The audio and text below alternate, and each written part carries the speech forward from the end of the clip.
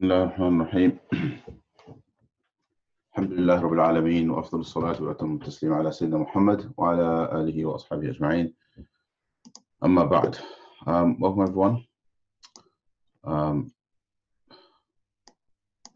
was reading a little bit earlier and just lost track of time a little bit. Okay, so let's go straight to where we were, inshallah, and continue. We just started off the discussion about intention. So I want to read the next bit and then come back and retrace as well a little bit on the discussion about intention as well, inshallah. Everyone okay? Everybody can hear fine, see fine, yeah? No problems? All right. You know, I was thinking today off the cuff, like I can stream this on Facebook without at the press of a button. Shall I do it? It'll be fun, isn't it? I'm going to do it just for the sake of it. No harm done. I won't say anything to them, but let's see what happens. Let's see how it works. I saw it that in Zoom, there's basically the option to stream live on Facebook. And I thought about it once before, but never did it. See what happens if I do it, inshallah, once. Okay. Okay, that was easier than I thought. I was just messing around.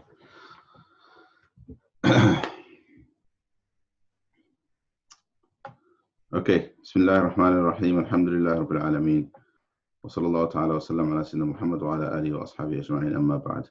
So we've already started, but for the benefit of Facebook Live, we'll start again.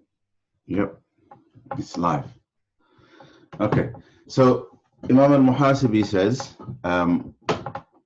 وَالْزَمْ تَقْوَى اللَّهِ فَإِنَّ الْمُسْلِمَ مَنْ سَلِمَ النَّاسُ مِنْ يَدِهِ وَلِسَانِهِ والمؤمن من أمن الناس بوائقه.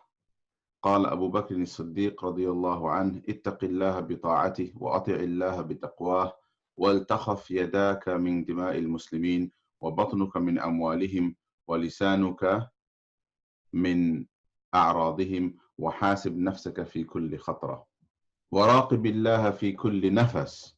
قال عمر رضي الله عنه حاسبوا أنفسكم قبل أن تحاسبوا وزنوا قبل أن توزنوا وتزينوا للعرض الأكبر يوم لا تخفى منكم خائفة.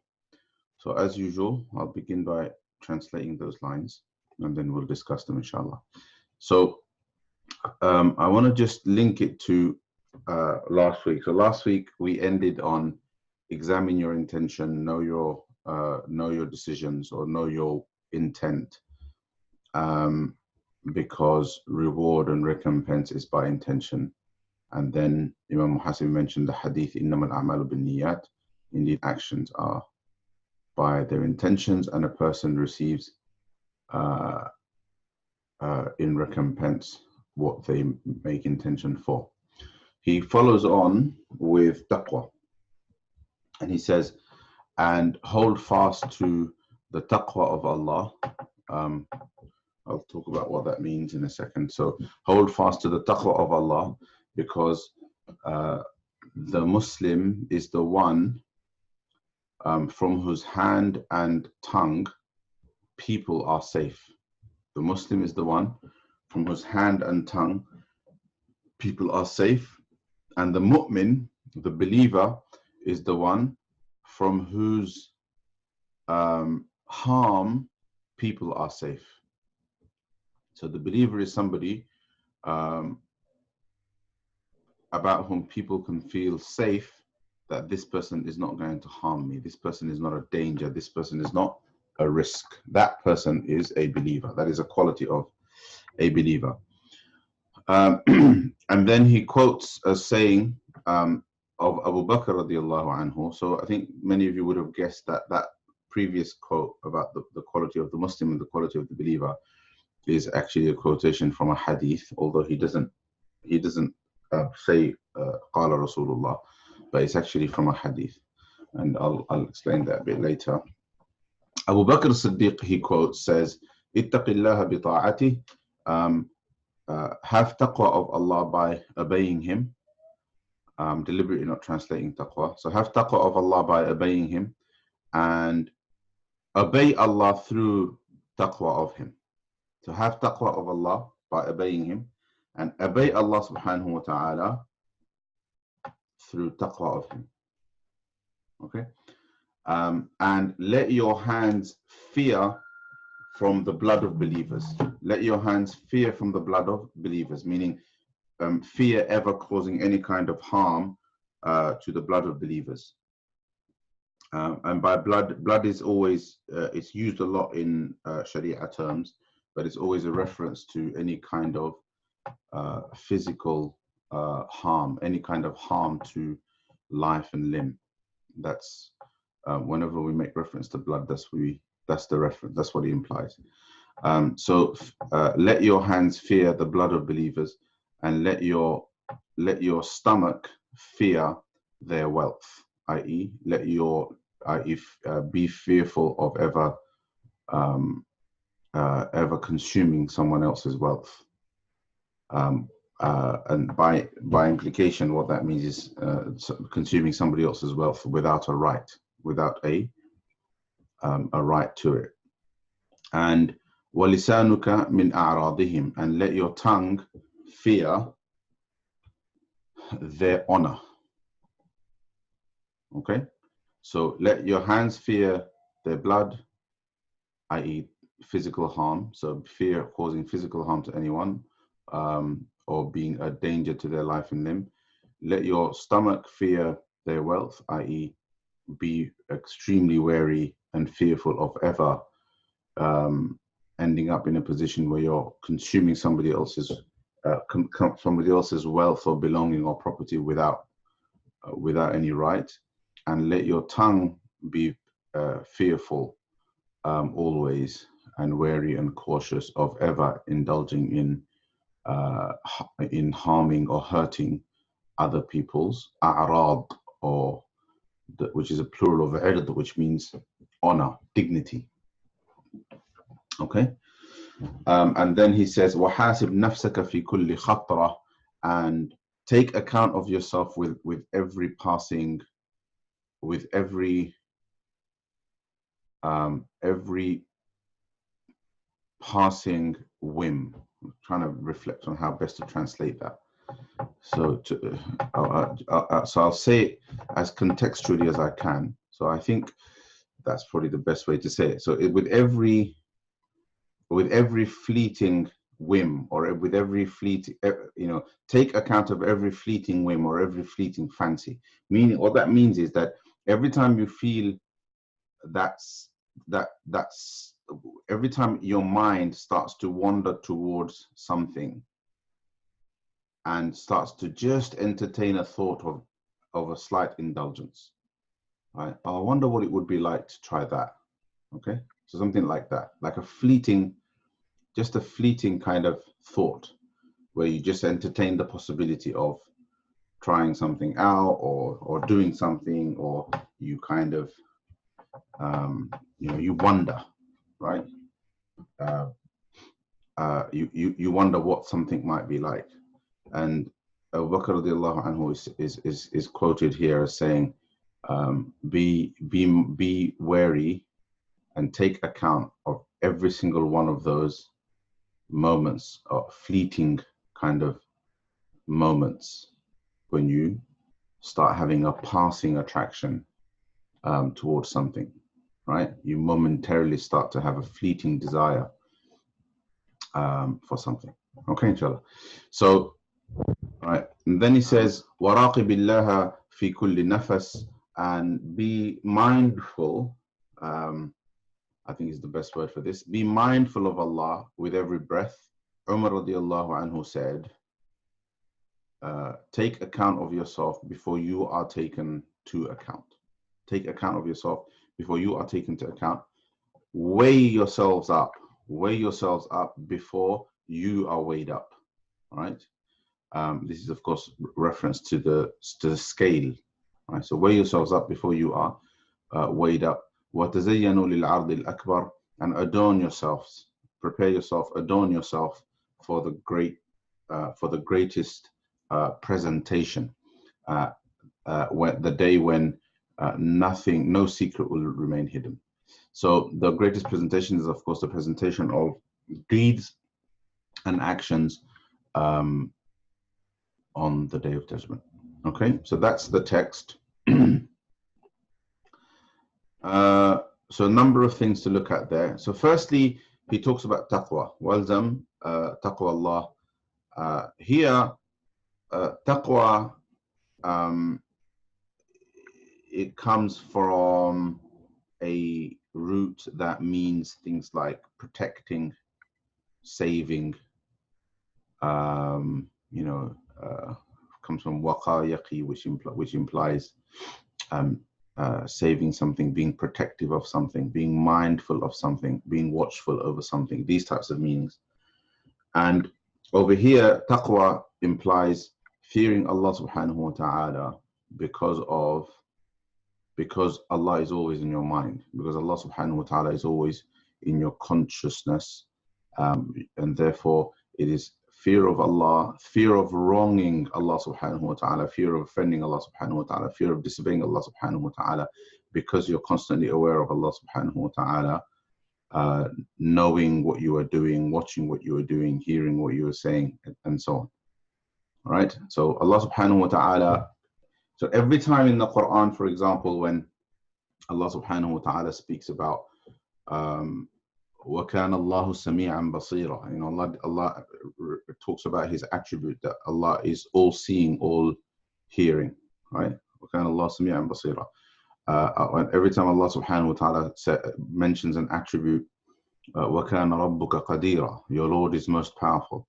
Every time Allah subhanahu wa ta'ala speaks about his attribute of knowledge, and he says, يَعْلَمُ خَائِنَةَ الْأَعْيُنِ وَمَا تُخْفِي الصُّدُورِ, that Allah subhanahu wa ta'ala knows the treachery of the eye. You know, when somebody is just betraying someone else with just a glance, then Allah subhanahu wa ta'ala knows that, and he knows what the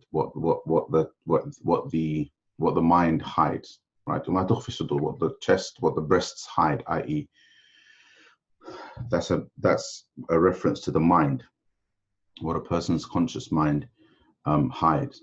And then Allah subhanahu wa ta'ala speaks about knowing things that happen between people. And he says, أَلَمْ تَرَ أَنَّ اللَّهَ يَعْلَمُ مَا فِي السَّمَاوَاتِ وَمَا فِي الْأَرْضِ, do you not know that Allah subhanahu wa ta'ala knows what is in the heavens and the earth? مَا يَكُونُ مِن نَجْوَى ثَلَاثَةٍ إِلَّا هُوَ رَابِعُهُم, there is no secret conversation, secret whispering between three people except that Allah is the fourth. وَلَا خَمْسَةٍ إِلَّا هُوَ سَادِسُهُمْ, or five people except that Allah is the sixth. وَلَا أَدْنَى مِنْ ذَلِكَ وَلَا أَكْثَرَ إِلَّا هُوَ مَعَهُمْ أَيْنَمَا كَانُوا, nor a conversation between a lesser number or a greater number, except that Allah subhanahu wa ta'ala is with them. إِلَّا هُوَ مَعَهُمْ أَيْنَمَا كَانُوا, except that Allah subhanahu wa ta'ala is with them wherever they are. So all of these verses, and of course there are many ahadith along the same vein that refer to Allah subhanahu wa ta'ala's attributes of knowing, seeing, hearing, knowing our secrets. Allah subhanahu wa ta'ala is alimun bidati sudur, is often mentioned in the Quran. Allah knows what is in the hearts. All of these are really to cultivate within us taqwa, because taqwa is an awareness of those attributes. When we have taqwa of Allah subhanahu wa ta'ala, we are aware that Allah subhanahu wa ta'ala sees all, knows all, hears all, that Allah subhanahu wa ta'ala knows our secrets, knows the little indiscretions that are in the depth of our minds, that we indulge in through our eyes, and so on.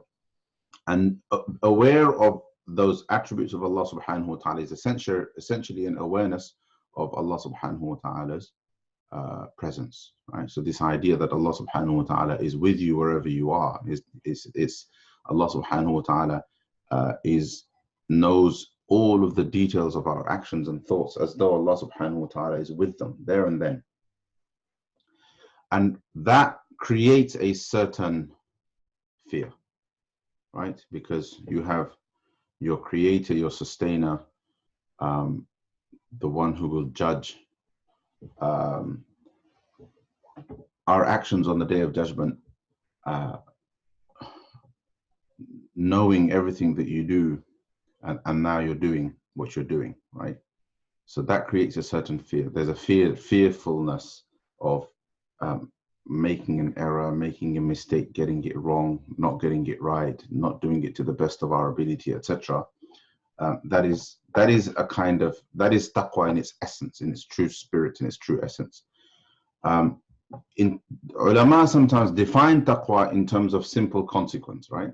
And the simple definition of taqwa in terms of consequence is that essentially what that produces, the end product of taqwa is abiding by the halal and avoiding the haram. So if a person is able to live by what Allah permits and avoid what Allah subhanahu wa ta'ala prohibits, then they have fulfilled the requirement of taqwa, because that's essentially the end product of taqwa. Because what it does is you're constantly conscious of Allah subhanahu wa ta'ala knowing what you're doing. So you only do what Allah allows, right? You do something, you know Allah allows it, you do it. If Allah subhanahu wa ta'ala doesn't allow it, you don't do it. Why? Because, you know, on what basis are you going to disobey Allah subhanahu wa ta'ala? You can't think, oh, I'm just going to do it in secret because he doesn't see, he doesn't know, because he does see and he does know. Well, then the end product, the end result, the consequence of taqwa is living by the halal and avoiding the haram. Then there is another aspect of taqwa that I find really interesting in the way he presents this, the way he goes into this conversation about taqwa, where he talks about taqwa, but then goes on to talk about our conduct with others. And he mentions the hadith, the Muslim is the person from whose hand and tongue people are safe. So it's as if for him, you know, it's like the first thing he mentions with reference to taqwa is fearing Allah subhanahu wa ta'ala in our conduct towards others. All right, because the assumption here, it's interesting because effectively what he's saying is, don't think that when you harm somebody else, you're harming that person, and somehow that's got nothing to do with your taqwa, and it's got nothing to do with Allah, and it's nothing to do with your accountability before Allah subhanahu wa ta'ala. Effectively, you are violating the requirements of your taqwa when you harm someone, and it's as though you're harming your taqwa, and you're causing harm to somebody who Allah subhanahu wa ta'ala expects to have protection from you. Essentially, they have that protection from Allah, that Allah subhanahu wa ta'ala gave them that protection. And you're violating that protection by harming that person.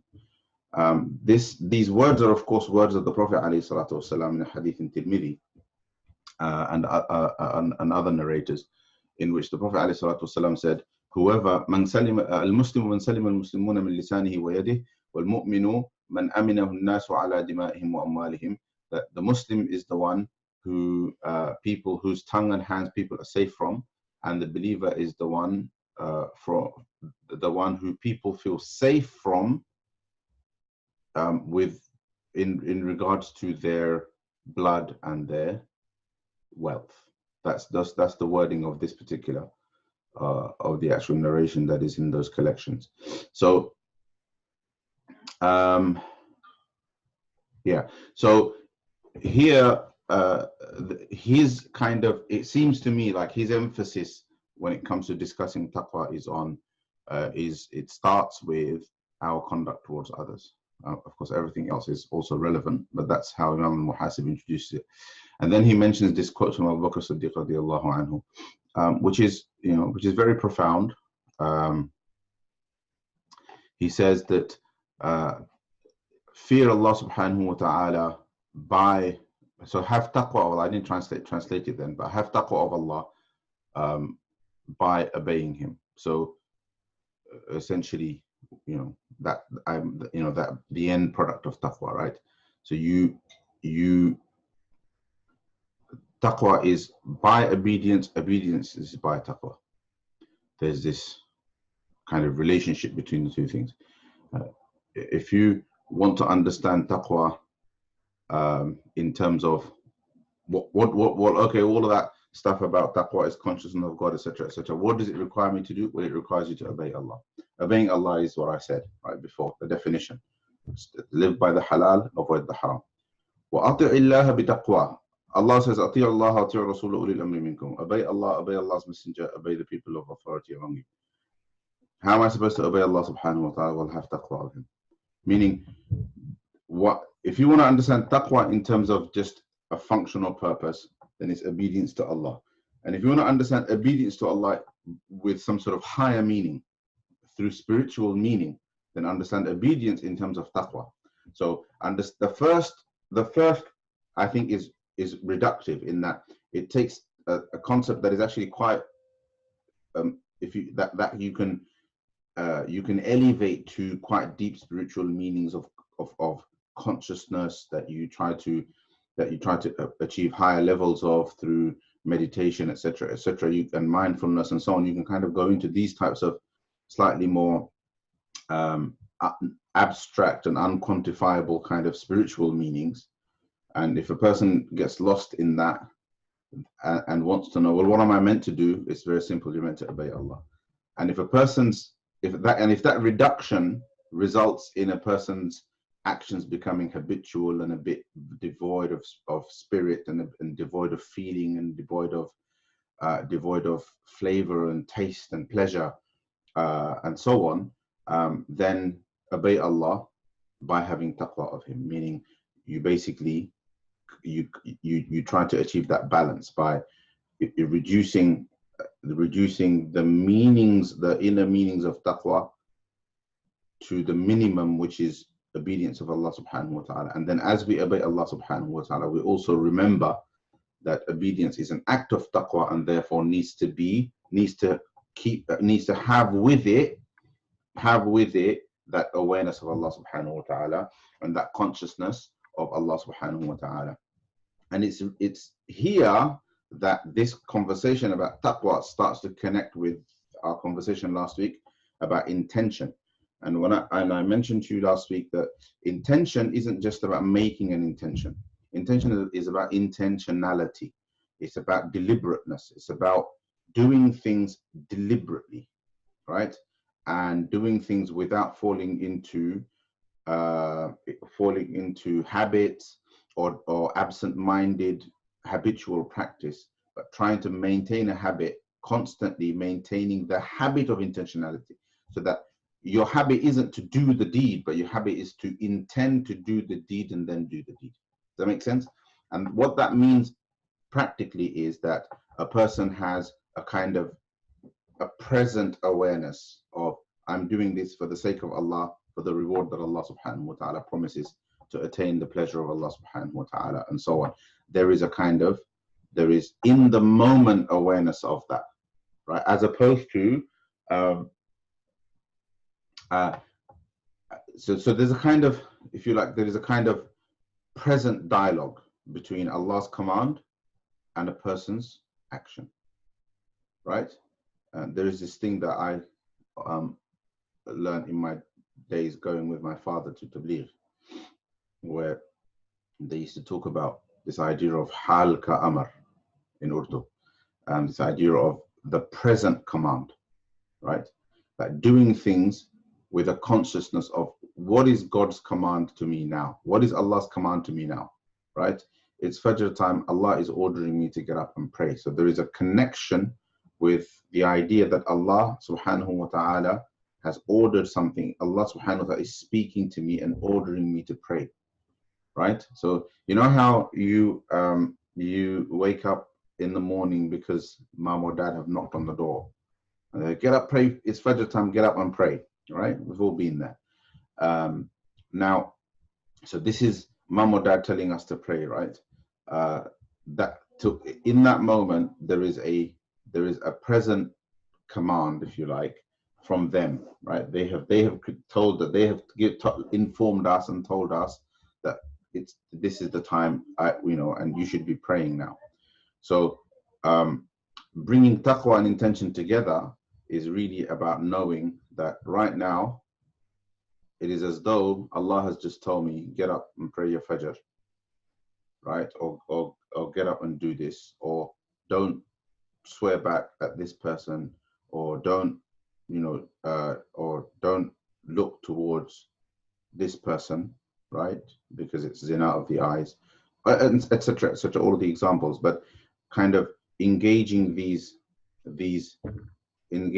acts, or the withdrawal from a particular act with an awareness of the present command, right? And because you're aware of the present command, the intentionality is there. Oh, Allah subhanahu wa ta'ala, in that split second, there is a recognition that Allah subhanahu wa ta'ala doesn't want me to do this. Allah is commanding me not to do this. I won't do it. Doing it is to incur the punishment of Allah subhanahu wa ta'ala and accountability before him. Or to do it is to attain a particular reward. And this is where knowledge comes in. This is where knowledge comes in, because with this, the awareness of Allah, the present command, comes the encouragement that if a person feels this moment of burdensomeness in that moment, then a consciousness, a habitual reminding oneself of the reward of a deed, because you have knowledge of the fadila, have knowledge of the reward, the knowledge of waking up for Fajr, knowing that if I prayed my Isha in Jama'ah, and now I'm going to go to the masjid and pray Fajr in Jama'ah, Allah subhanahu wa ta'ala will grant me the reward of spending the whole night in worship, for example. So this consciousness of the reward, or the conscious of knowledge, through knowledge, and the consciousness of punishment through knowledge of the punishment, and this we discussed early on in the text, right? That knowing reward is supposed to create in us hope, and the response, our response to knowing the threats of punishment is that we respond in fear. All of that comes together from this awareness that is called taqwa. If you look at it, if you look at taqwa in terms of obeying Allah through taqwa, through this higher meaning of consciousness of Allah subhanahu wa ta'ala. And then continue on, he says that Abu Bakr radiallahu anhu says, let your hands fear from harming the blood of believers, i.e. harming them physically in any way, causing any kind of bodily harm to them, any harm to life and limb. And let your stomachs avoid, let your stomachs fear their wealth, and let your tongues fear their dignity. Now, the first two, I would say, summarizes. They're obvious. They should be obvious anyway, right? They're almost like they're universally recognized, which is why they are the, if you like, the political and economic health of a country. The success and failure of country hinges on its ability to provide its citizens with protection, in terms of their life and limb, and in terms of their wealth, right? When that breaks down because of corruption, etc., then in political terms they might call it corruption, but in Islamic terms we would call it immorality. So therefore there is no, like to us, let me put it this way, we have this massive problem in the Muslim world, that for whatever reason, Muslim countries have this high level of corruption. But somehow this happens, and we know it happens, right? I come from Bangladesh, and I've seen the corruption list in the world, and I've seen Bangladesh in the top 10 quite regularly. Top 10 most corrupt countries in the world, by the way. If you're from Bangladesh and you don't know this, you should. It's quite regularly in that list, in the top 10 list, right? Pakistan's in there quite regularly as well. And some other Muslim countries are in there. It's quite disgusting, to be honest. But anyway, they're in there. But when you kind of go to the country and you speak to people, and people readily and easily kind of saying so-and-so, was paid this bribe in order for this to be done, and so had had this other person beaten up in order to put them off us from standing up in an election. Or I remember once meeting friends of mine during a visit to Bangladesh, friends of mine visiting quite a senior politician, and then me returning to this country to find out soon afterwards that the guy had disappeared off the face of the earth. Boom. I mean, who knows who did it? But someone did it. Somebody did it, you know. There he was, wife, children, life, career, you know, etc. Prominent man, politician, and so on and so forth. Next thing, he's gone. Never found him. He's disappeared, right? And you experience these things, and what I used to find really like strange about it was just how normal it was, how it was just accepted. And it's as though people don't think of it as immorality. Those same people would kind of, you know, they would be filled with horror at the thought of drinking alcohol or eating haram meat, or you know, somebody who's just paid a bribe to the local land office, okay,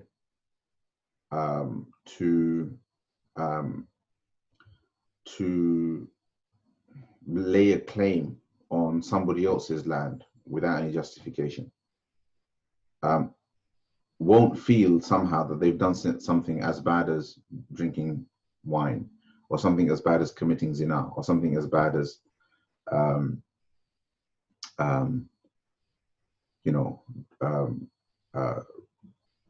directly being involved in killing or murdering someone, and so on. Because there's these lines have been drawn, you know, in terms of those are corrupt practices, and sometimes you need to do those things to make money or whatever, and somehow immorality is another set of practices, right? They are the same, okay? They are the same. They're all immoral, and they're all extremely serious. If anything, things that take away people's rights, any sins that take away people's rights are sins that potentially will not be forgiven on the day of judgment, because Allah subhanahu wa ta'ala can forgive his right to worship. So Allah subhanahu wa ta'ala's mercy, when it abounds on the day of judgment, the first thing that it can wipe out is Allah can write off his own right to worship, and any wrong done in that space, because it's his own right. Allah has all of the power. He has all of the discretion to forgive. You didn't worship me, but you did this other thing. In return for this other great deed, which I love, I'm going to forgive all of these years of neglect when it comes to my worship. But that is just. It's just for Allah subhanahu wa ta'ala to do that from discretion, because the worship was his own right. He's forgiven his own right. It is entirely his discretion. But somebody else's right to security and safety, in terms of their money, their body, in terms of their honor and integrity, that's a different matter altogether, because that's someone else's right. That person has to forgive it. And therefore, on the day of judgment, those things don't get forgiven. Right? And worse still, the most dangerous one is the last one, because the first two are known and they're quite difficult to do, right? It's difficult, both, you know, in terms of one's consciousness. Naturally, it's difficult to hurt someone physically, right? It takes a great deal, even biologically. Your adrenaline has to kick in, and it's hard. The other person can fight back. There's fear involved. There's quite a lot of things that are involved that can inhibit a person from committing such a crime. Taking somebody's wealth without any right to it is something that is morally repugnant to everyone, and that itself can be an obstacle. But people do it, right? But the other one that just comes easy is hurting people's reputation, hurting people's honor, hurting people's dignity. That comes easy. And that's a whole host of kaba'ir. Generally, all of these, sins that come under these three headings, right? Blood, wealth, and dignity represent what we call the protected entities in Islam. These are protected. Uh, uh, these are, if you like, these are sacred in Sharia. People's blood is sacred, people's wealth is sacred, people's dignity and honor is sacred. The first two are also sacred across the world. The last one isn't as sacred, particularly in the Western world. The last one isn't as sacred. You can say whatever you want in the name of freedom of speech against people. It can only be partly true. It can be a misrepresentation of the truth, etc., etc. The burden of proof isn't as heavy, or it can get palmed off as a civil matter. The police won't get involved, and so on and so forth. But all the while, it's your honor and integrity that, and your reputation, that is at risk. It's simply palmed off as a defamation issue. It's a civil issue. But in Islam, it is one of the great sanctities, if you like, right, that can never be damaged. And therefore, anything that hurts a person's feelings, right, that is a prohibited act, that because you've done something that is prohibited in Islam, it is usually, almost certainly, a kabira. It is a major sin. Even when the person doesn't know about it, like backbiting. So when one person is backbiting another person, the other person doesn't know about it because it's behind their back, right? But because it is still principally something that would hurt their feelings, even if it was true, right? It's a kabira. It's a major sin. The same goes for swearing, which is why this culture in the West of profanity is really disgusting from an Islamic point of view. And it's something that Muslims kind of easily adopt as, I don't know, as being young and hip and cool, or just, that's just what everyone does, or sometimes people do it because it makes them appear strong and firm and tough and etc. It's, there's a hadith of the Prophet ﷺ where he says, "Inna Allah yubghidul fahish al-badhi." Allah subhanahu wa ta'ala hates, the word hate is used. Allah hates people who are foul-mouthed, right, and who speak basically profanity, right? The people who say things that are shameful, who tend to bring out things that are normally shameful references easily, like the F word, for example. That's something that is awra, right? It's something that happens hidden, right? But it's in our normal nomenclature. Effing this, effing that. Like, why make a reference to sex, right? So that's an example of fahish language, of obscene language, shameless language.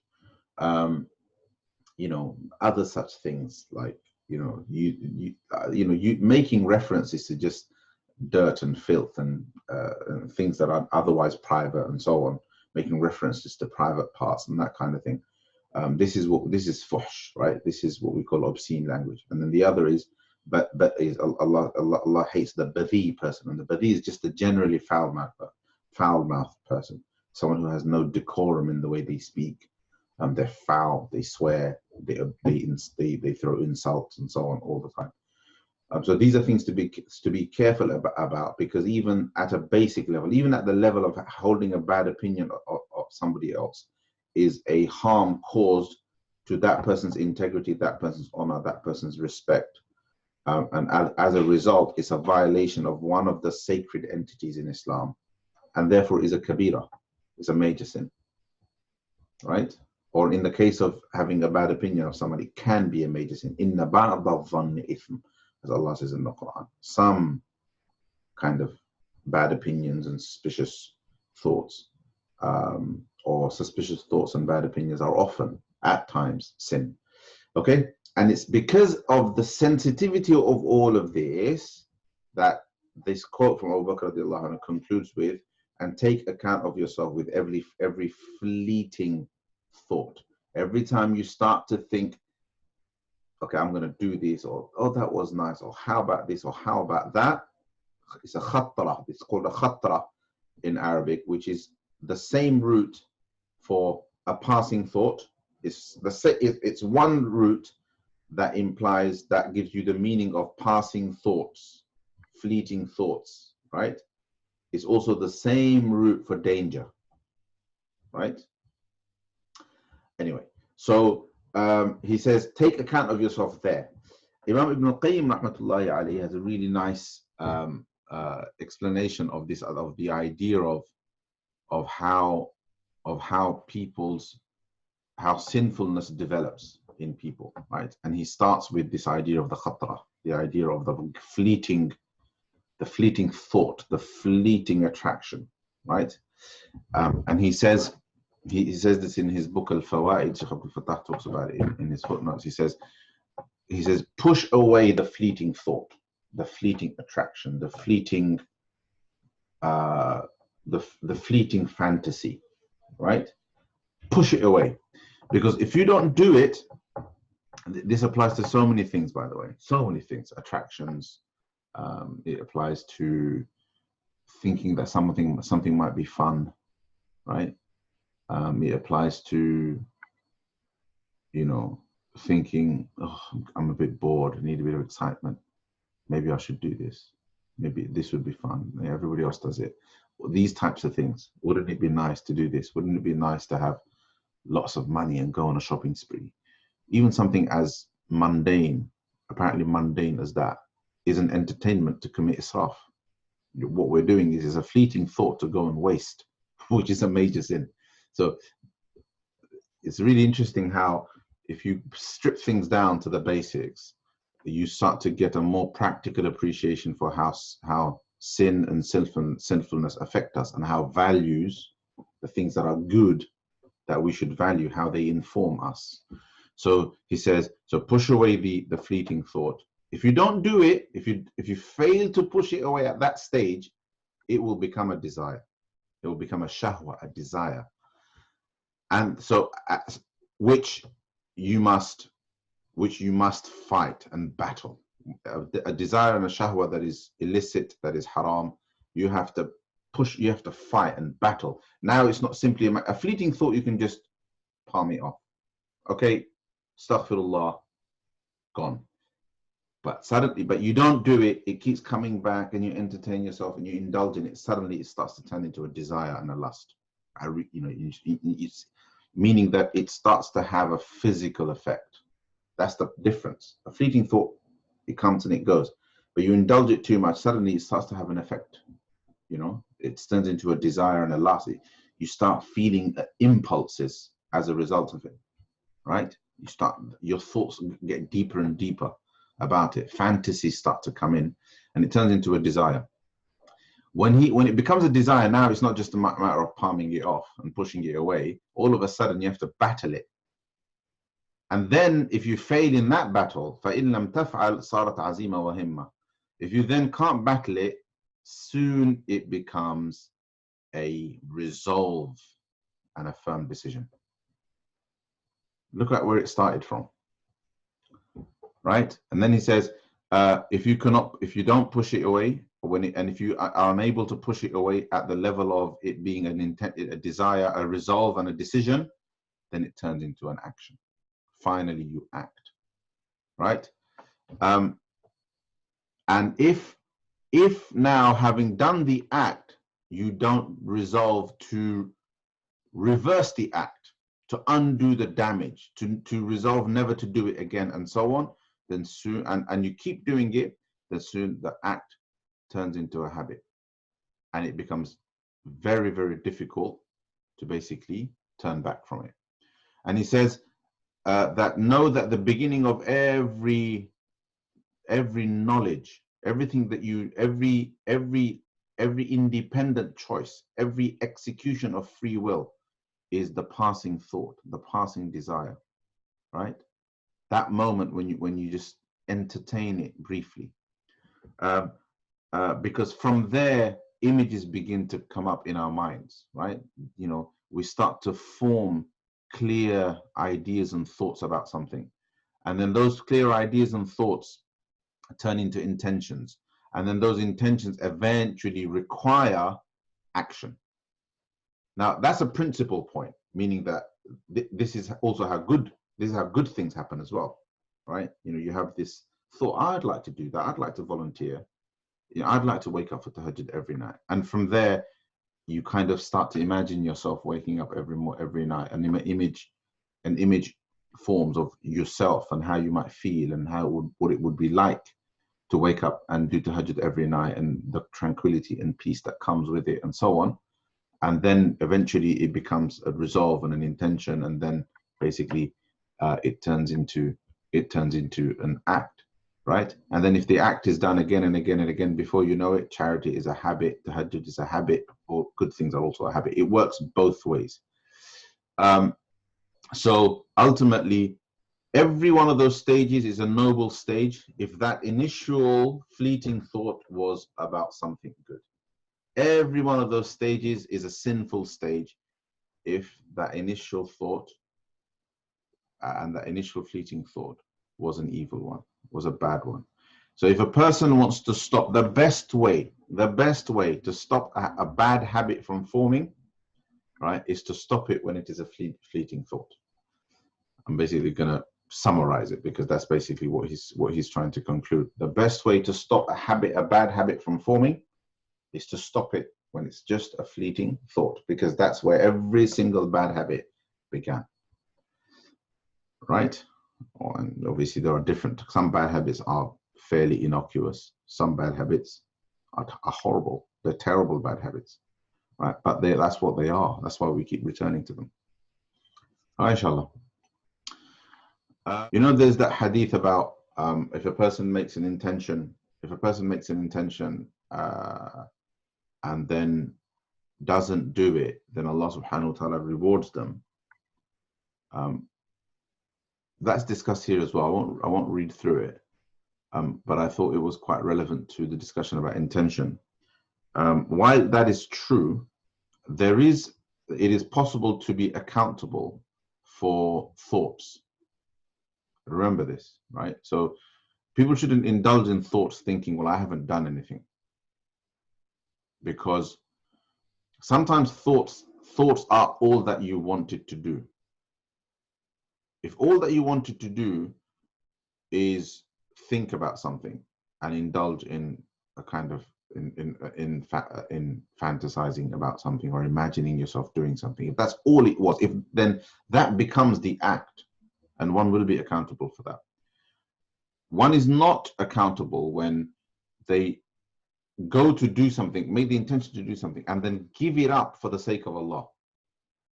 That is when they are not accountable. However, if a person makes the intention to do something, so they had the fleeting thought, they desired the act, they went and made the decision to do it, and then just before they did it, they got caught, right? Or they suddenly were overtaken by shame. You know, they thought, what are people going to say? I'm from a good family, I can't do this. Or they suddenly get overtaken by some form of guilt that isn't informed by deen. It's not informed by iman. It doesn't come from their iman. You know, or somebody stops them, right? Someone stops them. They see a security camera, and so on.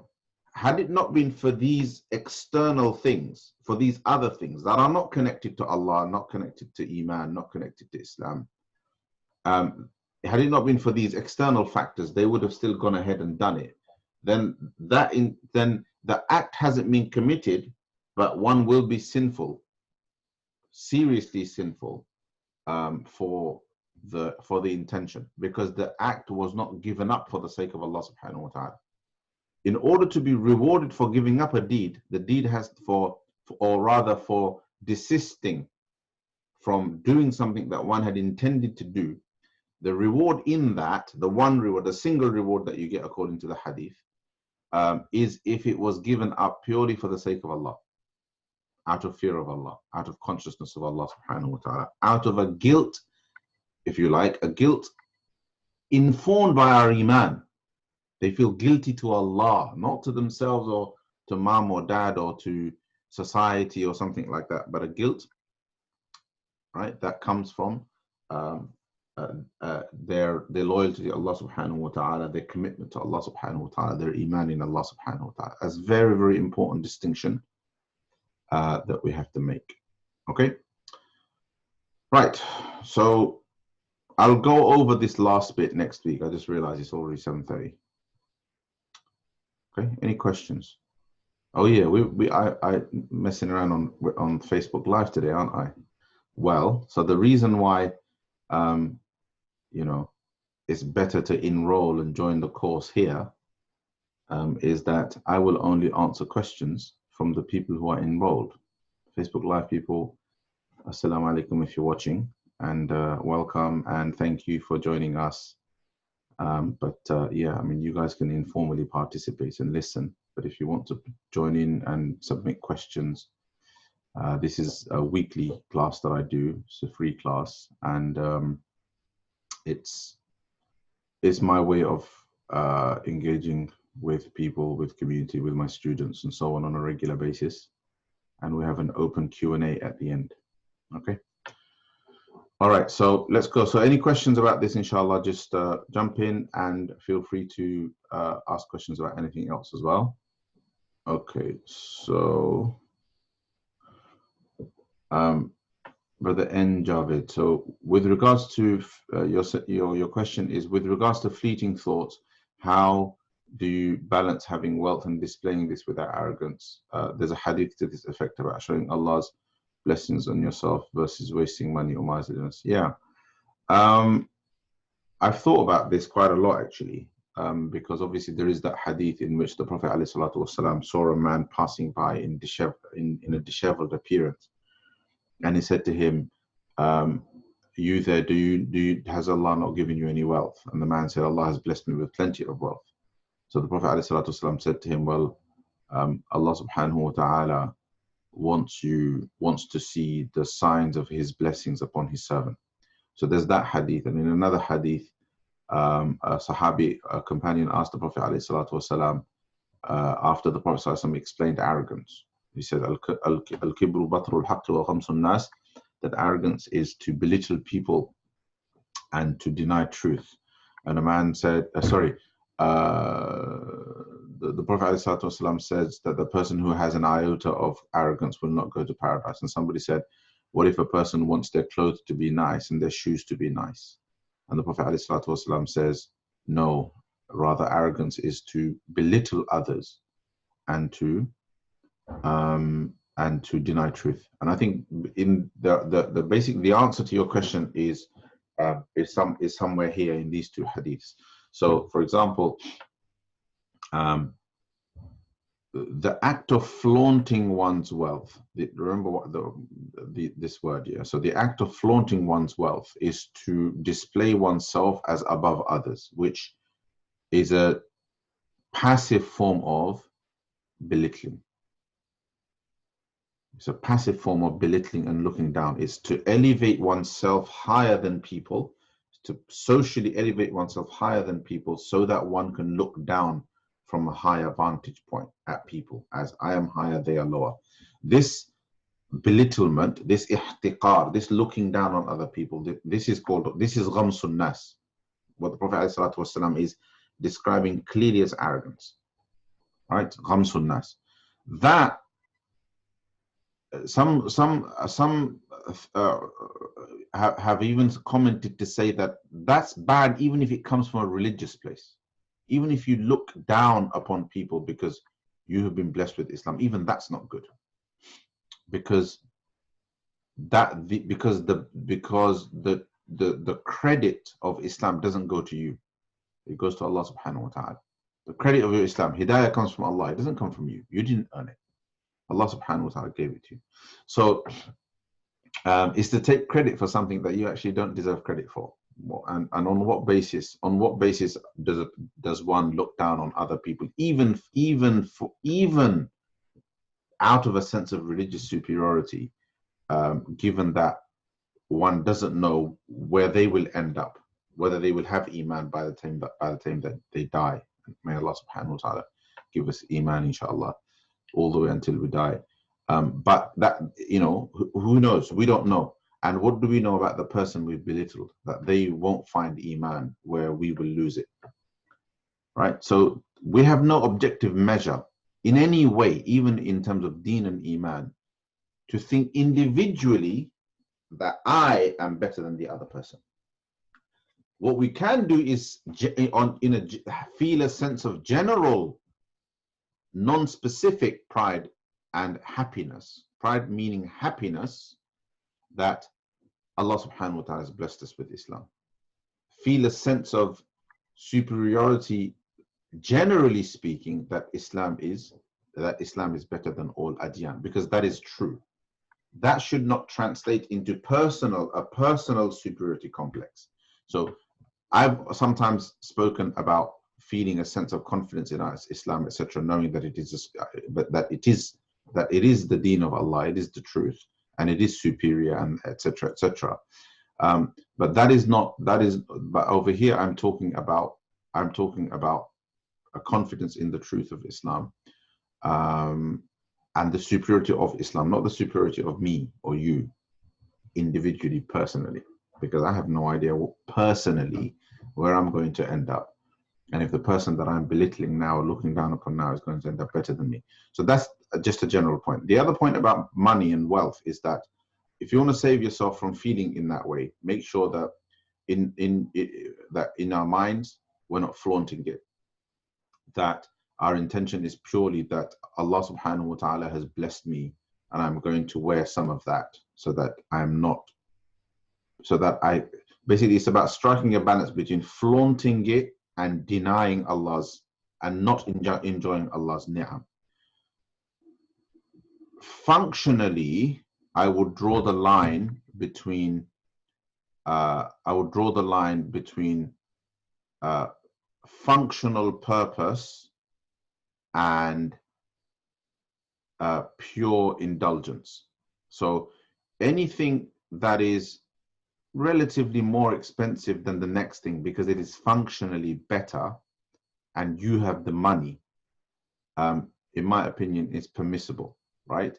Provided, and the more functionally beneficial that something is in terms of how it benefits you, the better it is. I.e., if you are definitely going to have a use for it and you can afford it, and you buy a £2,000 laptop instead of a cheap £200 one, and you're doing it because you can afford it, right? But it also has clear functional purpose. You use it, the power is going to come in handy, etc., etc. It's going to save you time, energy, and so on.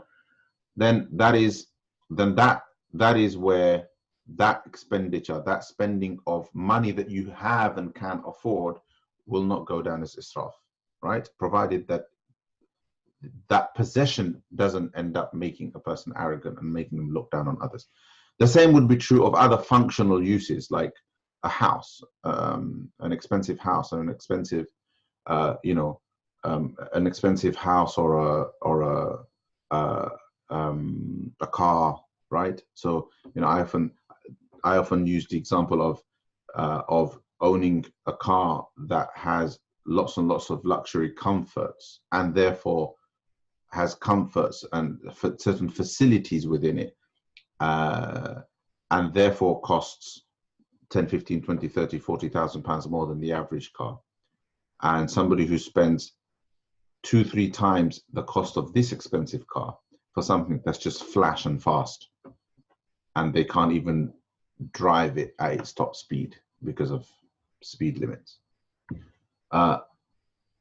The first is an example of something that is expensive, functional, and you can afford, and it's justifiable to buy it.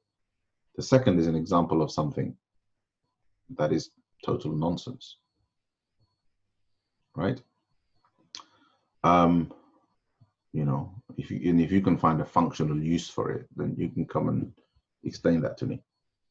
So there's a lot of visiting one's motives that needs to happen in these kind of things, and if unsure, avoid, because there'll be plenty of things you'll be able to spend your money on that are perfectly justifiable, right? The Prophet ﷺ was talking to a man who had money and was wearing rags. That's a there's a big gap between that guy and somebody who has money and wants to wear a £10,000 Rolex and drive a Ferrari and etc., etc. There's a very big difference. This man thought it was piety to be disheveled, right? The other person is clearly flaunting. What is the internal motivator behind that attitude? That's what one has to visit. Okay, there is always room for functionality and spending for the sake of functionality. However, I will be the first to say that Muslims have to spend ethically, and their idea of ethicism, or their idea of ethicism in spending, needs to go beyond merely the black and white written law of the Sharia, and also take into consideration consequence. And what I mean by that, therefore, is things like the environment, all right?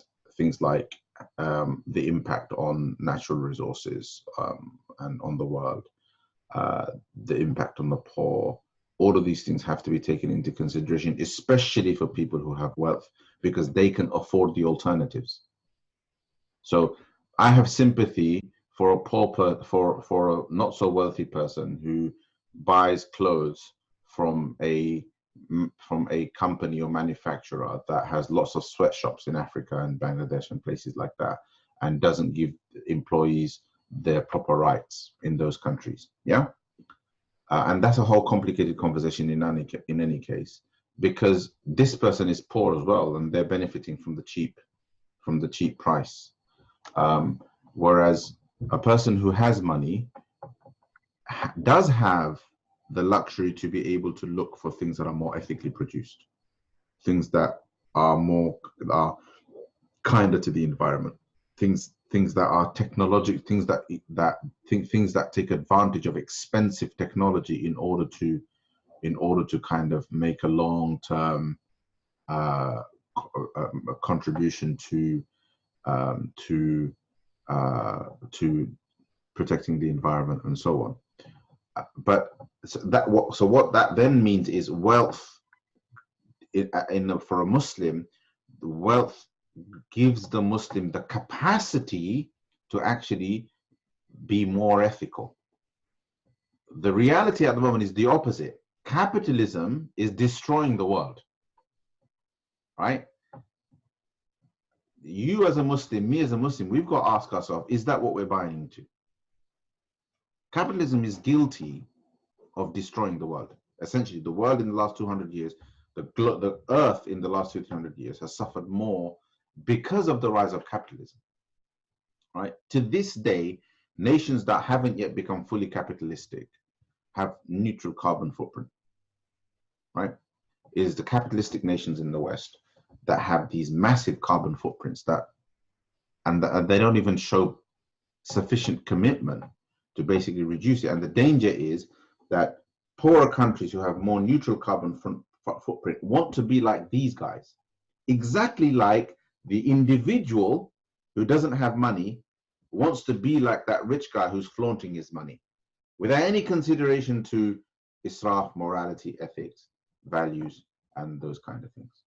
So money, you have money, I'm going to give charity. That's not the only issue, right? There's loads of other things. There's lots of capacity that a person acquires with wealth.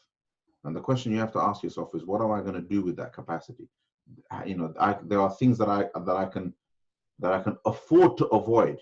There are things that I can afford now that make a positive impact in the world. All right. So there's lots of ways to look at it in terms of when it comes to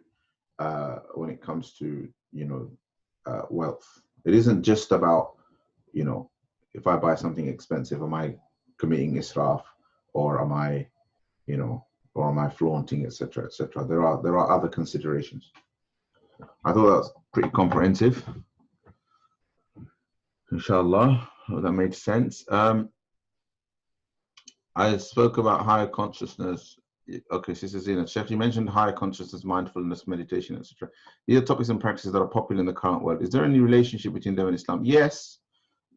So I'll give you a simple kind of parallel, a simple relationship, right? So when it comes to consciousness and mindfulness, think consciousness, mindfulness, and taqwa and ihsan.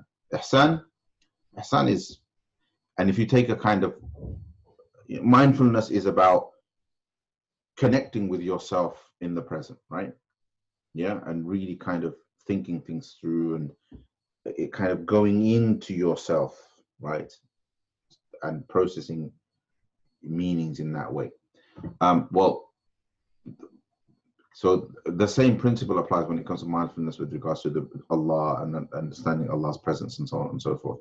So it's all, if you can put it on a spectrum in terms of, just a kind of general awareness of Allah subhanahu wa ta'ala, followed by a heightened awareness of Allah subhanahu wa ta'ala, in which you manifest the meaning of ihsan, that you worship Allah as though you see him, and as though you see him, that is the highest level. But if you don't attain that, then always being aware that Allah sees us, that kind of takes us, and from there we kind of go to the various different levels on the spectrum of taqwa and consciousness of Allah subhanahu wa ta'ala.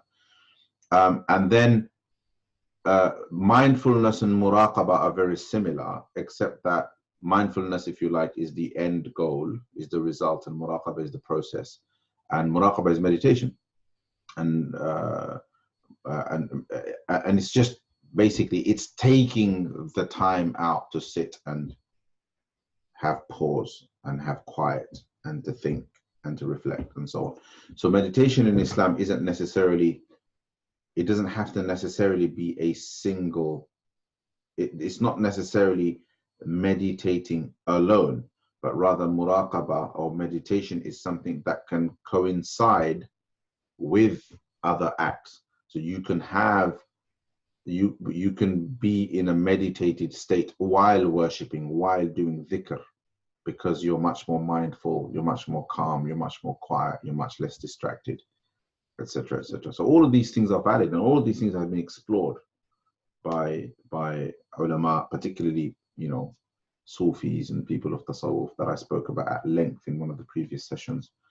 They've particularly kind of advanced thought and reflection in these areas, and they're all valid. Okay, they're all valid, and they're all kind of born out of thinking about some of the things that already exist in the Quran and the Sunnah that I just touched on. Sister Sophia, your question, you have a dream and you fear the person. You have a dream and in the dream you fear the person. Is this sinning or bad? No, I mean, it's not sin to feel fear. It isn't sin to feel fear from something else. The fear of Allah, okay, so let me explain this because I've just recently refreshed my reading on this. There are two types of fear. Fear of Allah subhanahu wa ta'ala is not from the same genus. It's not the same as fearing something that is dangerous. Easy examples are, you see a poisonous snake and you're filled with fear that it paralyzes you. That is fear. And then there is fearing Allah subhanahu wa ta'ala. The two things are different. This is fearing an evil. That is fearing Allah subhanahu wa ta'ala because of his majesty and fearing accountability. Here you have no respect or regard or veneration for the thing that you are fearing. You just fear it because it can do you harm, right? Or you fear someone because they're just evil, because you fear harm from them because they are evil, not because you respect them, you venerate them. Fear of Allah subhanahu wa ta'ala is out of respect, veneration, awe, and even love, right? So you love your parents and you fear the day they will find out that you do something really bad. And it's out of loyalty and love to them because you don't want to disappoint them. That is a different fear to fearing that the police are going to find out, because over there there's a fear of punishment. Or to the fear that your enemy is going to find out, because over here it's fear of that person disclosing your secret, right? to the fear that the sin that you are committing and is dangerous and might kill you. These are all different fears. Does that make sense? And they shouldn't be confused. Sister Sophia, I hope that makes sense. All right, Sister Sophia. You can, but the recording's there. You can always hear it again, inshallah. Sometimes it's just language. Sometimes I can't help it. Just some unnecessarily difficult words come out because they come easy to me, but I'll try and think of alternatives. Any other questions? If not, we can call it a day and conclude, inshallah ta'ala. Okay, fantastic. Jazakumullah khairan. Allah bless everybody with afiyah, inshallah, and maybe implement these things in our lives. And may Allah subhanahu wa ta'ala grant us taqwa and ihsan and muraqabah and all of these things. Okay, inshallah. Assalamu alaikum. Subhanallah bihamdihi, subhanallah wa bihamdihi, ashhadu an la ilaha illa anta, nastaghfiruka wa natubu ilayk. Sallallahu ta'ala sallam ala sayyidina Muhammad wa ala alihi wa ashabihi ajma'een. Those of you watching on Facebook, if you want to, I don't know if I'll do it live every week. I just thought of it this time, and there's a way in which my live classroom kind of can be broadcasted on Facebook, so I did. If you want to join every week and have access to the weekly recordings, the recordings of weekly lessons, and catch up on previous lessons, then you can just go to the Mawarid Lifestyle website, mawaridlifestyle.com, go to courses, just /courses, and you'll see Muhasibi's Risala as a free course, and you can just enroll. Right, it takes a few seconds, and that's it, and then you'll have access every week. Okay, but jazakumullah for watching if you've got this far. All right, assalamu alaikum.